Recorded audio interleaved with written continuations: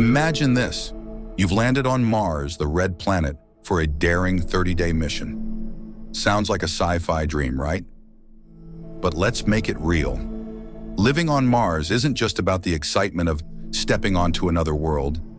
It's about fighting to survive against deadly temperatures, scarce food, poisonous dust, and the constant threat of radiation. Landing on Mars is no walk in the park. Even with advanced spacecraft, touching down safely is a miracle of engineering. Mars's thin atmosphere doesn't slow down incoming spacecraft much, so your descent would rely on heat shields, parachutes, and retro rockets firing at just the right time. One wrong calculation? You're toast. Once you're on the ground, the real test begins. You step out of the spacecraft into an alien world where survival is anything but guaranteed. The first thing you feel? The biting cold. Daytime temperatures might hover around -20 degrees Celsius near the equator, but at night they can drop to a bone-chilling -100 degrees Celsius. Let's get one thing straight. Mars' atmosphere won't do you any favors. It's 95% carbon dioxide, and there's barely any oxygen. Without a spacesuit and a constant supply of breathable air, you wouldn't last more than a few minutes. Luckily, NASA has developed a solution called MOXIE, an experimental machine that can extract small amounts of oxygen from the Martian atmosphere. But it's not enough to sustain you for 30 days. For now, you'd need to bring your own oxygen supply from Earth and recycle every breath you take to stretch it as far as possible. It's a constant balancing act to make sure you don't run out. One of Mars' most dangerous challenges isn't something you can see or feel. It's radiation. Without a magnetic field like Earth's, Mars is bombarded by cosmic rays and solar radiation. Prolonged exposure can damage your DNA, increase your risk of cancer, and even impair your brain. To survive, you'd have to spend most of your time inside a shielded habitat, possibly buried under several meters of Martian soil or using specially designed materials that block radiation. Food is another massive challenge. You'd arrive on Mars with pre-packaged meals, but even with rationing, a 30-day supply takes up valuable space on the spacecraft. Growing food on Mars is still largely experimental. While Martian soil contains some nutrients, it's also full of toxic perchlorates that must be removed before planting anything. Your best bet? Hydroponics or aeroponics, growing plants without soil.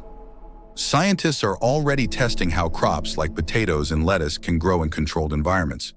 But in just 30 days, you wouldn't produce much, so your diet would mostly consist of freeze-dried meals and nutrient bars. Say goodbye to fresh food. Water is the most precious resource on Mars. While there's frozen water in the soil and polar ice caps, extracting it is no small feat. Your habitat would rely on advanced filtration systems to recycle every drop. Yes, even the water in your sweat and urine.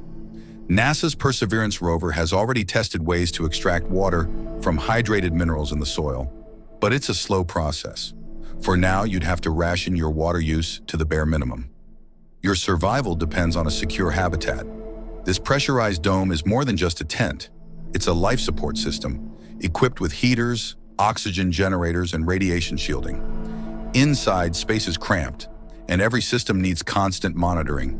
But Mars isn't a safe place for a home. Dust storms can last for months and block out sunlight, cutting off solar power. The habitat must be designed to withstand these storms and keep you alive when everything outside turns hostile. Living on Mars isn't just a physical challenge, it's a mental one. Isolation and loneliness can quickly take their toll. You'd be 225 million kilometers from Earth, with no real-time communication. Every message to Earth takes at least 20 minutes to reach its destination, and another 20 minutes for a reply. To cope, you'd stick to a strict daily routine, working on experiments, exercising, and finding ways to stay mentally engaged. Despite the challenges, spending 30 days on Mars would be an incredible opportunity for science. You'd collect rock and soil samples, look for signs of ancient life, and test new technologies for future missions. Each discovery would bring humanity one step closer to colonizing the red planet. After 30 days of battling Mars' unforgiving environment, it's time to leave. You'd board the spacecraft, carrying priceless data and samples back to Earth. As you watch Mars fade into the distance, you'd feel a mix of relief pride, and awe. You've survived where no human has lived before. Spending 30 days on Mars would test you in ways you can't imagine. From battling deadly cold and radiation to rationing every sip of water, it's the ultimate survival challenge. But it's also the adventure of a lifetime, one that could shape the future of humanity. If you enjoyed this journey, don't forget to like, share, and subscribe to AstroPulse Official for more in-depth explorations of space. And tell us in the comments, would you survive 30 days on Mars? Let's discuss.